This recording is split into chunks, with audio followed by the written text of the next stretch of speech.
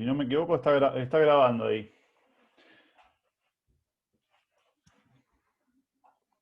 Esperen que me quiero asegurar antes. Sí. Sí, se está grabando. Está grabando, ¿no? Bien.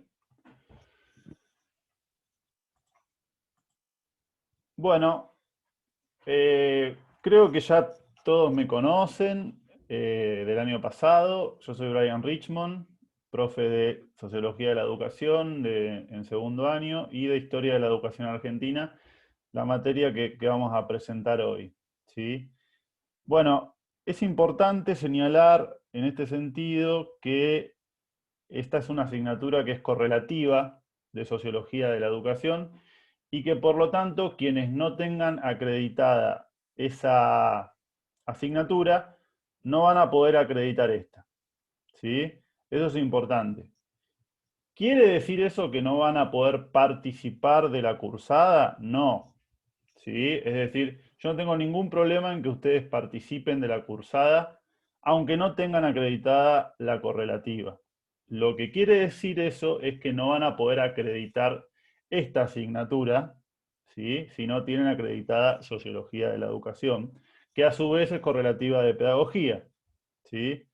Es decir, si ustedes quieren participar en calidad de oyentes, tampoco me gusta ese término de oyentes porque no es que van a estar solamente escuchando, es decir, si ustedes quieren hacer los trabajos y participar cotidianamente, digamos, como un estudiante más, yo no tengo ningún problema, les corrijo los trabajos, les atiendo a las consultas que tengan y demás.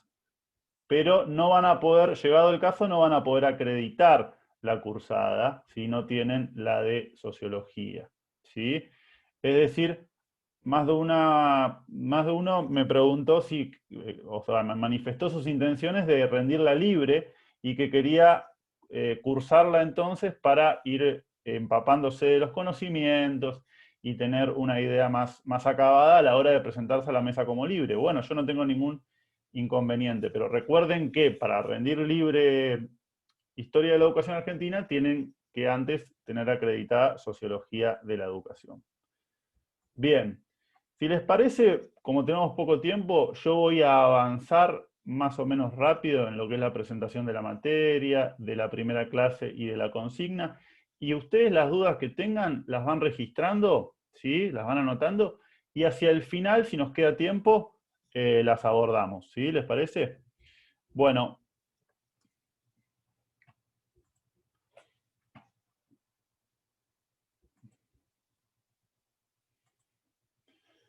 respecto a los acuerdos pedagógicos, supongo que los estuvieron leyendo. En realidad es una propuesta. ¿Por qué? Porque si es un acuerdo, obviamente tenemos que manifestar conformidad todas las partes, ¿sí?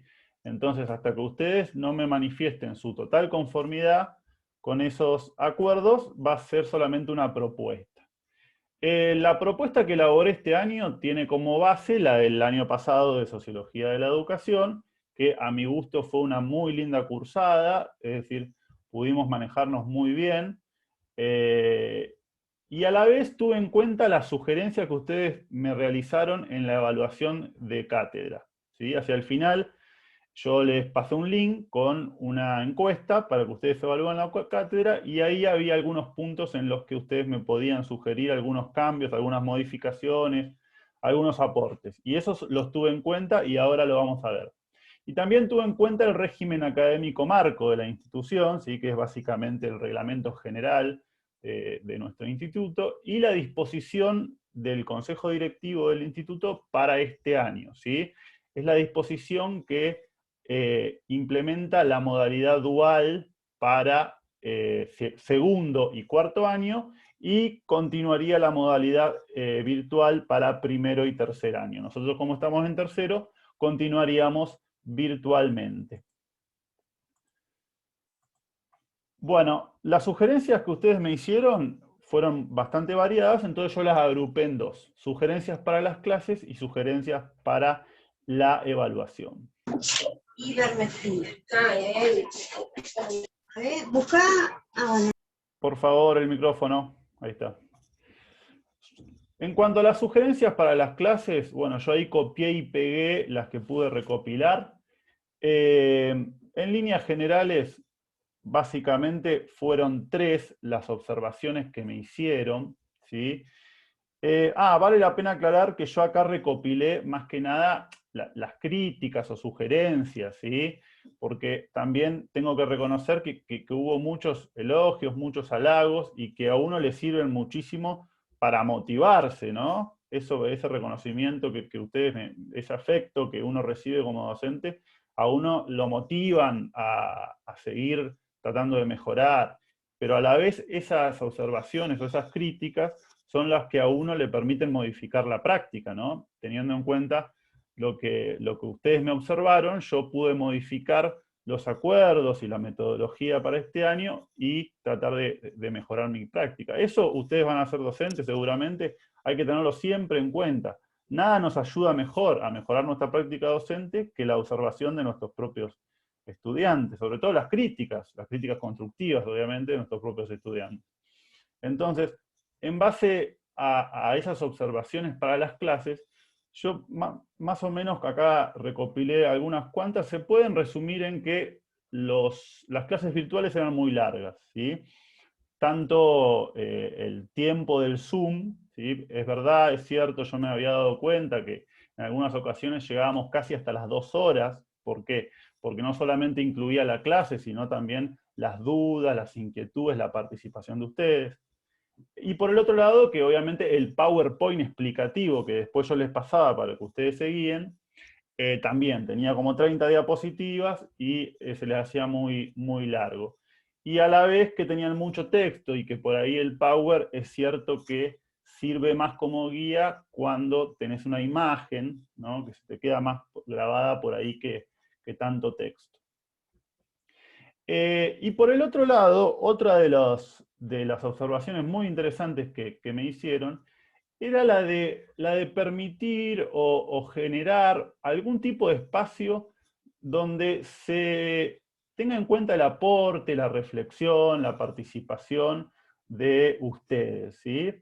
Eso al principio me llamó la atención porque tanto en las clases virtuales como en las consignas de las actividades, yo les daba lugar a su reflexión, a su participación, es decir, es más que nada lo que yo más tengo en cuenta. Sin embargo, yo creo que a lo que apuntan, sobre todo estas 2 últimas observaciones que aparecen acá, entre comillas, de alguno de ustedes, es a crear un espacio aparte, tipo foro debate, en el que ustedes puedan, de manera sincrónica, ir volcando sus reflexiones e ir intercambiando. Que por ahí en un Zoom, al ser tanto, abro un paréntesis acá. Son 150 estudiantes, ¿sí? Más el docente. Es decir, somos un montón, entonces de manera virtual, en un Zoom, lograr este tipo de intercambio realmente sería muy difícil y vamos a tener Zoom interminables, que es lo que queremos evitar. Entonces, para eso, yo incorporé la idea de un aula virtual asincrónica. El aula virtual asincrónica, ahora vamos a hablar un poco en detalle, consiste en una pizarra virtual y en un foro de debate, ¿sí? Que ya están habilitados en la plataforma. ¿Qué es lo que puse entonces? Abajo. ¿Qué es lo que puse como propuesta en base a las sugerencias que me hicieron? Bueno, que los Zoom no duren más de lo que dura un Zoom corrientemente, un Zoom común, es decir, 40 minutos, y a su vez que las diapositivas, los PowerPoint no superen las 15 diapositivas, ¿sí?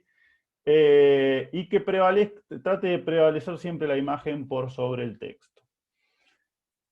Bueno, respecto a lo que les decía recién de el aula virtual asincrónica, va a estar está compuesta, porque como les dije ya está habilitado en la plataforma, el link para ingresar a la pizarra virtual. La pizarra virtual está a través del dispositivo de la aplicación Padlet, ¿sí? La idea de esto es, a partir de un interrogante que yo les voy a plantear en relación a la clase, en este caso, ¿qué significa hacer historia? ¿Sí? La idea es que ustedes lean la primera clase que yo les propuse que traten de leer para el día de hoy. Y ahí en esa clase explicativa reflexionábamos mucho, trato de que reflexionemos acerca de esto, de qué significa hacer historia. La idea de la pizarra virtual es que también prevalezca más la imagen que el texto. Entonces la idea es hacer tipo que ustedes, los grupos que conformen, armen tipo flyer, ¿sí? Es decir, una imagen con algún título y una pequeña reflexión. En este caso yo, a modo de ejemplo, ¿no? Como para darles una idea, puse el espejo retrovisor de la historia. Para saber hacia dónde avanzar hay que mirar primero hacia atrás. El futuro se construye siempre interpretando el pasado. La pizarra virtual nos permite también interacción, porque bueno, acá ustedes ven que pueden comentar, pueden poner me gusta, es decir, pero es una interacción mínima, porque la idea de la pizarra virtual es sobre todo el efecto óptico, el efecto visual, ¿sí? De que cada grupo de alguna manera arme su propio icono, ¿no? En base al tema de la clase. Y después sí, ya el foro debate, en el que yo a partir de una determinada pregunta disparadora, inicio una discusión y ustedes responden y en base a eso se arma una interacción. Ustedes pueden responder tanto mi pregunta disparadora como los comentarios de sus compañeros y compañeras, ¿sí?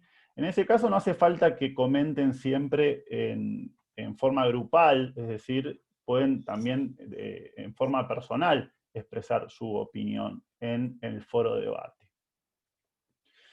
Les quería mostrar aquí, por ejemplo, en este caso, el foro de debate todo está guardado en la memoria, Sueños de la vida y de la historia, y está referido a la fecha próxima del 24 de marzo, ¿sí?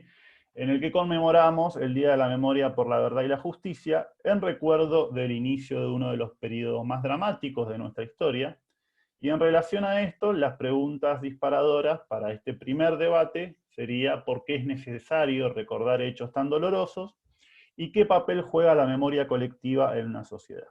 Como les dije antes, lo ideal es que antes de empezar a participar en el aula virtual, ustedes hayan podido primero leer los textos y sobre todo leer la clase escrita explicativa, ¿sí? Como para tener más herramientas para participar.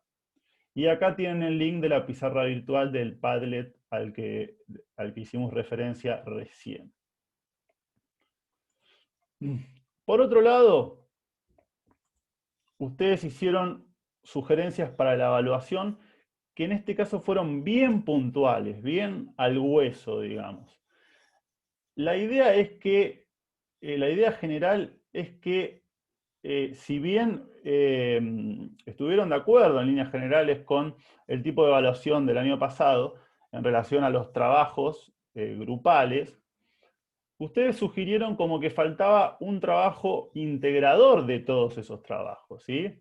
Y por otro lado, que se tenga en cuenta también la dimensión individual de la evaluación, que es una muy buena sugerencia que me hicieron.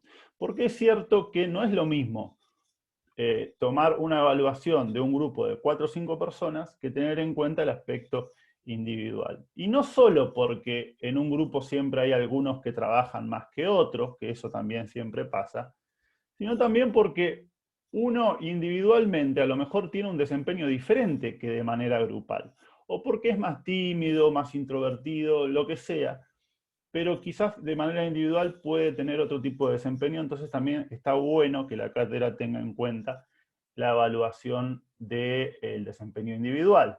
Entonces, la idea en base a todas estas sugerencias que me hicieron, ¿sí? Que al final tome un parcial para internalizar mejor el contenido de toda la cátedra, finalizar con un coloquio, algún trabajo final integrador, que se integren los temas. Bueno, en base a eso, yo les propuse ahí en el acuerdo pedagógico la idea de hacer una evaluación integradora final individual, ¿sí? Con final me refiero a que va a ser hacia el final de la cátedra, justamente porque la idea es integrar todos los contenidos que vimos a lo largo del cuatrimestre, ¿sí? Y que va a ser de manera individual. ¿Cuál va a ser la metodología? de esa evaluación, bueno, la vamos a ir viendo y la vamos a ir evaluando a lo largo de la cursada, todavía no la tengo especificada.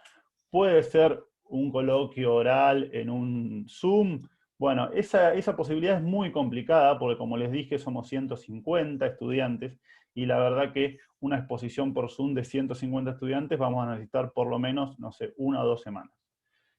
Otra posibilidad es el cuestionario que nos ofrece la plataforma, es decir, un examen tipo cuestionario individual, ¿sí? Otra posibilidad es también un informe en el que ustedes integren todos los temas, pero esta vez de manera individual. Bueno, vamos a ir entre todos tratando de acordar cuál va a ser la metodología de esa evaluación integradora final, pero que va a existir, ¿sí? Y no solo eso, sino que va a ser una gran parte de la nota final que ustedes van a tener, porque esta se va a conformar, por un lado, como el año pasado, con el promedio, el porcentaje de los trabajos aprobados, ¿sí? De los trabajos individuales. También están previstos para este año, como el año pasado, 6 actividades bisemanales, ¿sí? Esas 6 actividades van a estar evaluadas según el concepto básico de aprobado, desaprobado o aprobado fuera de término, ¿sí? Y en base al porcentaje de esas 6, ustedes ahí tienen una parte de su nota, la otra parte va a ser la del examen integrador individual, ¿sí? Es decir, el promedio, la nota final, va a salir del promedio de esas 2 notas. ¿Se entiende? Bueno, si no se entiende, después lo aclaramos en más detalle. Bueno, el programa ya está disponible en la primera pestaña de la plataforma, ¿sí? El programa básicamente está basado en estas 6 secuencias didácticas que le comenté, en las que a la vez va a haber 6 actividades grupales.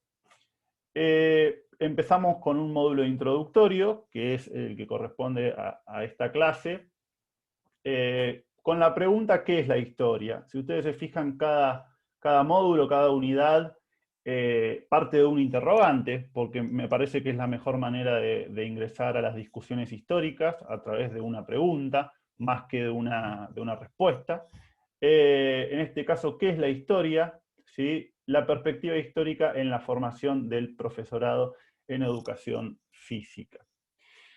En la unidad 2 la pregunta es ¿qué significa ser salvaje? ¿Sí? Vamos a tratar de acercarnos a lo que implicó el genocidio de los pueblos originarios a partir de la conquista de América, lo que fue la educación durante la colonia. En la unidad 2 la pregunta es ¿copiamos o inventamos? Y acá vamos a ver entonces las primeras corrientes pedagógicas autónomas, independentistas, latinoamericanas, y a su vez también aquellas corrientes pedagógicas que más bien intentaban imitar modelos educativos de Europa o de Estados Unidos. En la unidad 3, ¿quién debe controlar la educación? La vigencia del proyecto sarmientino. Y la educación entre la religión, el Estado y el mercado. ¿Sí? Esta es una de las preguntas centrales, uno de los debates centrales de la historia de nuestra educación es ¿quién la debe manejar? ¿Quién la debe controlar? Si la debe manejar el Estado, si la debe manejar el mercado, si la debe manejar una iglesia, una asociación civil, etcétera, etcétera.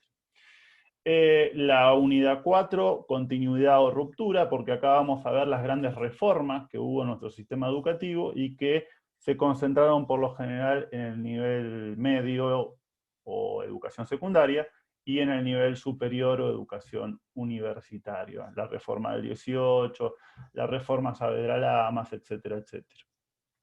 En la unidad 5, ¿qué educación física queremos? ¿Sí? Una breve historia de la educación física argentina. En la evaluación de cátedra, si ustedes recuerdan, había un punto también en el que yo les preguntaba o les solicitaba que ustedes sugieran temas que les interesaría ver en esta cátedra de Historia de la Educación Argentina. Bueno, allí se destacaron 2 temas fundamentalmente. El primero fue justamente este, que ustedes querían saber tenían mucha curiosidad por averiguar acerca de la historia de la educación física y de los deportes, ¿sí? Entonces yo decidí no solo agregar una unidad específica para este tema, sino que en el resto de las unidades también vamos a ver alguna dimensión referida a la historia de la educación física y del deporte, ¿sí? Por ejemplo, en el módulo introductorio, ustedes si vieron en la clase, hay como guía de la consigna de la actividad, está la historia de Enrique Romero Bres, ¿sí? Uno de los padres fundadores de la educación física argentina. En la unidad 1 vamos a ver, por ejemplo, lo que fueron los deportes y los juegos de nuestros pueblos originarios, ¿sí?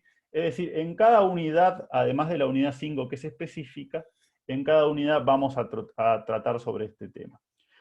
Otro de los aspectos que ustedes me sugirieron fue la cuestión de la perspectiva de género, la ESI, es decir, un tema que está muy presente, por suerte, gracias a la lucha de las mujeres, el tema del género en la educación física, y que ustedes saben, porque ya la mayoría me tuvo el año pasado, que es algo a lo que yo le doy mucha importancia, y que es un eje transversal, es decir, también en cada uno de los módulos y de las unidades va a estar presente este tema, básicamente porque si hablamos también de historia de la educación física, hablamos de la historia de los cuerpos son sexuados, los cuerpos están situados también en roles de género, en estereotipos de género, etc. Así que necesariamente también vamos a abordar todas esas cuestiones que ustedes me solicitaron en la evaluación de cátedra. Bueno, empezamos en este ratito que queda, ¿sí?, a presentar el tema de esta primera clase, de este módulo introductorio, que después vamos a desarrollar el viernes que viene, en la segunda clase, lo vamos a desarrollar en mayor profundidad, ¿sí?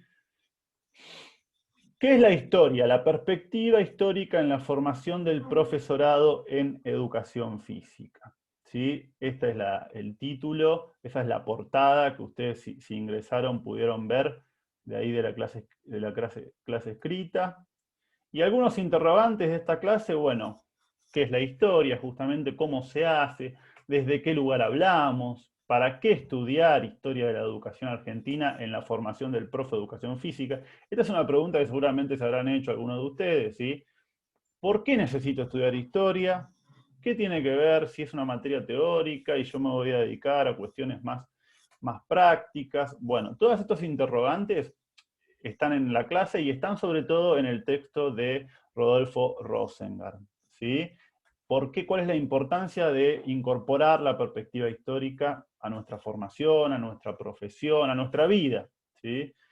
¿Qué significa hacer historia? Como vimos, este interrogante está en la pizarra virtual, ¿sí? Ustedes van a tener que volcar allí su reflexión acompañada de una imagen. Y por último, ¿qué papel juega la memoria colectiva en una sociedad? ¿Sí? Que eso lo vamos a discutir sobre todo a través del foro. ¿Por qué es importante la memoria de los pueblos? ¿Sí? La memoria sobre su pasado. Bueno, y estas son los autores y autoras de la que vamos a ver, que estamos viendo, empezando a ver en la primera clase, ¿sí? A lo mejor algunos ya los conozcan. El primero de ellos, Alejandro Dolina. Alejandro Dolina seguramente lo reconozcan, aunque sea de vista, por haberlo visto en la tele. Es un escritor, músico, intelectual, conductor de radio, de televisión, etcétera, etcétera. Tiene algunos libros famosos como Las Crónicas del Ángel Gris, ¿sí?, en el que está incluido el relato que yo les compartí, el de la historia de la nueva historia. ¿Sí? Es un relato ficticio, es un cuento, pero que reflexiona a través de esa idea de un grupo que quiere hacer una nueva historia, reflexiona justamente acerca de interrogantes típicos, epistemológicos de esta disciplina que es la historia, ¿sí? Por otro lado tenemos a Diana Wan, que la vamos a ver a través del enlace que yo les puse, que es una conferencia que ella da en TED, ¿sí? Que se llama Los aprendices de la nueva historia, en el que ella, que fue sobreviviente, su familia fue sobreviviente del holocausto nazi, todo el tiempo hace hincapié en el vínculo, en la relación entre los grandes procesos históricos y las historias personales, ¿sí? Que las historias personales, los dramas, en este caso las tragedias personales, familiares, tampoco se tienen que perder, tampoco tienen que condenarse al olvido y tienen que ser rescatadas para ser incluidas en esa gran memoria colectiva, ¿sí? Muy interesantes las reflexiones de Diana Wan.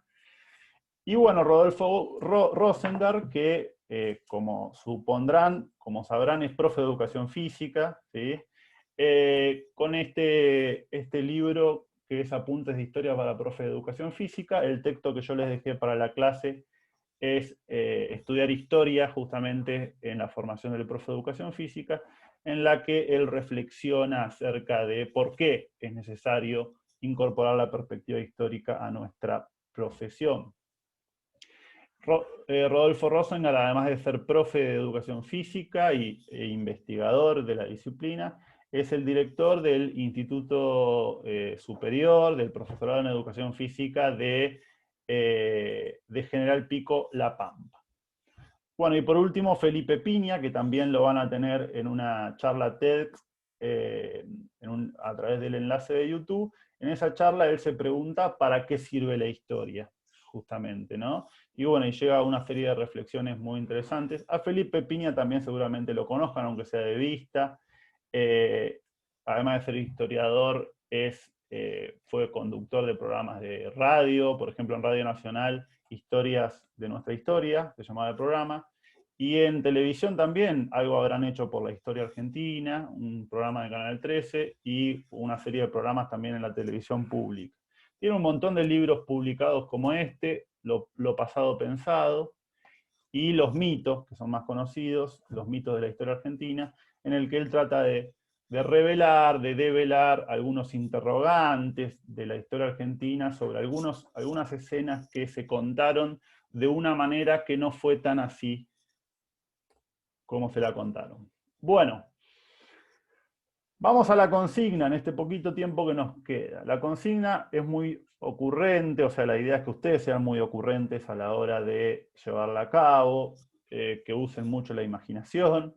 La idea es pensarse a ustedes mismos como sujetos históricos, ¿sí? Y al mismo tiempo como historiadores, ¿sí? El objetivo de la clase es que se posicionen en ese doble rol de protagonistas de la historia, ¿sí? Y a la vez de historiadores, es decir, de profesionales, de personas que se dedican a registrar esos hechos históricos que ocurren. Entonces la consigna parte de una suposición, y es que el grupo que ustedes conforman para hacer este trabajo, el día de mañana va a fundar una reconocida corriente, escuela, grupo que va a revolucionar la educación física, ¿sí? Va a cambiar la historia de la educación física para siempre. Y entonces, en el año 2087, en un futuro lejano, no tanto, un historiador o historiadora quiere dar a conocer la historia de este grupo del que hasta entonces poco se sabe, más allá de que crearon una corriente de educación física importante. Debe entonces investigar la vida de cada uno de sus integrantes, de dónde provenían, por qué decidieron estudiar educación física, cómo se conocieron entre sí, cómo era la personalidad de cada uno de ellos, qué experiencias tuvieron como estudiantes del instituto, qué docentes lo influenciaron, y finalmente va a dar a conocer este historiador, que en realidad van a ser ustedes también, la historia de la escuela X de educación física de Viedma, ¿sí? Yo le puse X, pero en realidad la idea es que ustedes le pongan el nombre que se les ocurra. Es decir, va a ser un relato historiográfico sobre la vida de ustedes mismos, del grupo, en realidad, pensando, proyectándose que el día de mañana ustedes como grupo van a revolucionar la educación física, van a crear una escuela totalmente innovadora, totalmente, bueno, que va a pasar a la historia. Y entonces que tienen que contar, digamos, cómo se conoció este grupo, cómo participaba en las clases del instituto, cómo se les ocurrieron esas ideas tan innovadoras, tan revolucionarias que van a cambiar la historia. Y para eso entonces deben elaborar un relato historiográfico que cuente la vida y obra, ¿sí? Y para eso deben hacer hincapié en la formación de sus integrantes y cómo éste influyó en sus logros posteriores, ilustrándose con imágenes alusivas y haciendo mención de las fuentes utilizadas. Esto es muy importante. Si vamos a jugar a ser historiadores, a hacer historia, tenemos que tomarlo muy en serio. Y algo que toman muy en serio los historiadores son las fuentes. ¿Qué son las fuentes?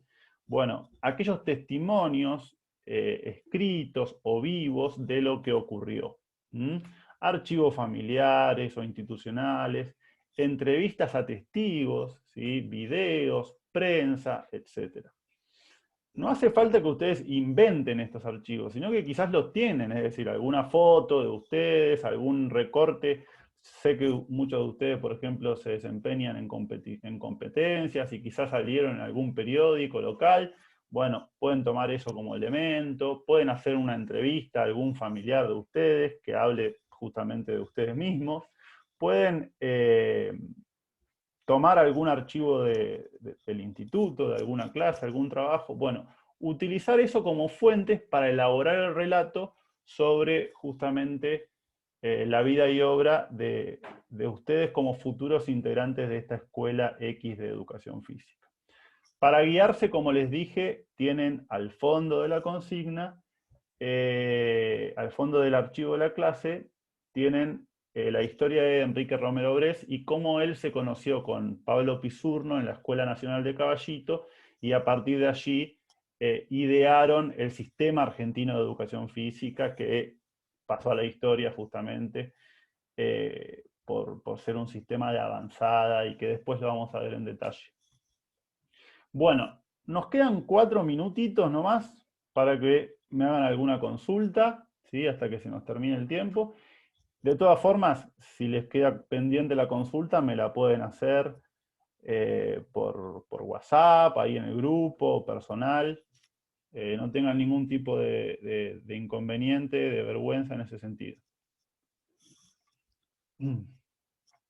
¿Alguien, alguna Profe, consulta? ¿Sí? profe, yo tengo una consulta. Sí. Sobre las imágenes quería saber Sí. cómo, mediante vamos explayando la historia, tenemos que ir agregando las imágenes. Eso es Claro, lo que no entendí. ahí en la consigna ustedes tienen especificado, a ver si la tengo por acá la tenía. Ahí ustedes tienen especificado el tipo de formato en las pautas de presentación, ¿sí? Bueno, el trabajo se realizará en grupos de hasta 5 integrantes, 4 sería lo ideal, y debe presentarse en formato escrito, de audio o audiovisual. Es decir, tienen las 3 opciones. Pueden escribir un texto, como el texto de Romero Bress, que está acá, contando su vida y agregando alguna imagen de ustedes, del grupo juntos, o por separado, de cuando eran chicos, o de cuando ingresaron al instituto. Bueno, alguna imagen alusiva a ese relato que están contando. O pueden hacer también simplemente un audio. Si hacen un audio tipo un podcast, bueno, ahí obviamente no van a tener imágenes, esas las pueden adjuntar al audio a las imágenes.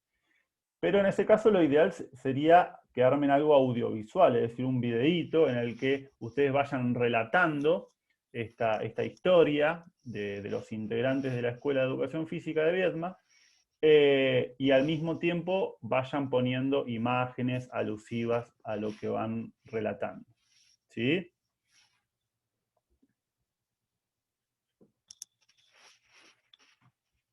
¿Alguna otra consulta?